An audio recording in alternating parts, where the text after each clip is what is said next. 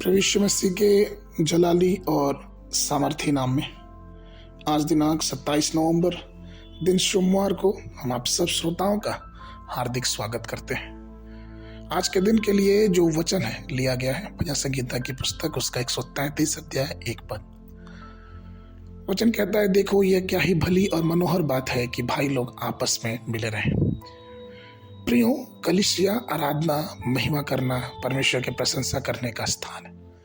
हम कलीसिया में आत्मा और सत्य में प्रभु की आराधना करते हैं और यह जगह परमेश्वर के सुसमाचार को बढ़ाना, प्रार्थना के योद्धाओं को तैयार करना, यही वो जगह है जहाँ पे हम प्रभु के प्रचार प्रसार की घोषणा कर सकते हैं। हम ये बता सकते हैं दूसरों को कि यीशु मसीह ही परमेश्वर है।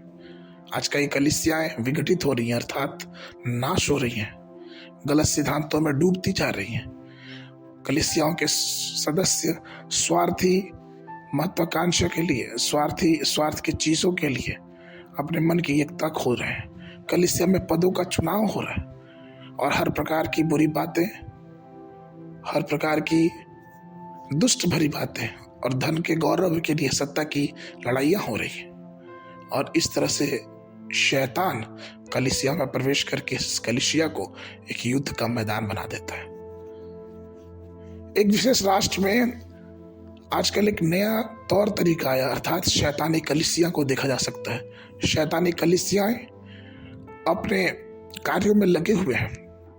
वो शैतान से प्रार्थना करते हैं, वो बलिदान करते हैं और उनके पास भी एक बाइबल है और उनका एकमात्र उद्देश्य है कि वो परमेश्वर की सच्ची कलीसियाओं को नष्ट करें। वे सुनिश्चित करना चाहते हैं कि किस प्रकार से शैतान परमेश्वर के राज्य को नष्ट करे। और प्रियो, जिस प्रकार से परमेश्वर के दास ने कहा था कि प्रभु ने दुनिया में कलीसिया की स्थापना इसलिए की है कि दुनिया में परमेश्वर अपने वचन को कलीसिया के माध्यम से भेजे, ना कि दुनिया कलीसिया में आ जाए।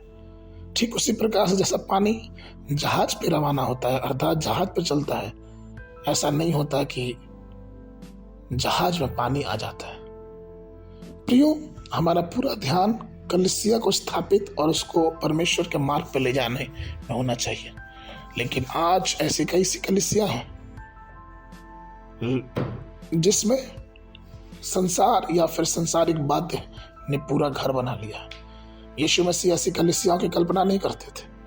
यीशु मसीह ने कहा मत्ती उसके 16 के 18 में कि मैं तुमसे कहता हूं कि तू पतरस और मैं इस पत्थर पर अपनी कलीसिया बनाऊंगा और अधोलोक के फाटक उस पर प्रबल ना होंगे। प्रियो, इसलिए जो परमेश्वर ने हमें कलीसिया दी है उसको परमेश्वर के वचन संगठित करके परमेश्वर की आराधना और स्तुति उसमें होना जरूरी है। इफिसियों की पत्री उसके 6 अध्याय 14 से 17 पद में वचन कहता है कि इस कलीसिया को चलाने के लिए हमें परमेश्वर के हथियार बांध लेने हैं।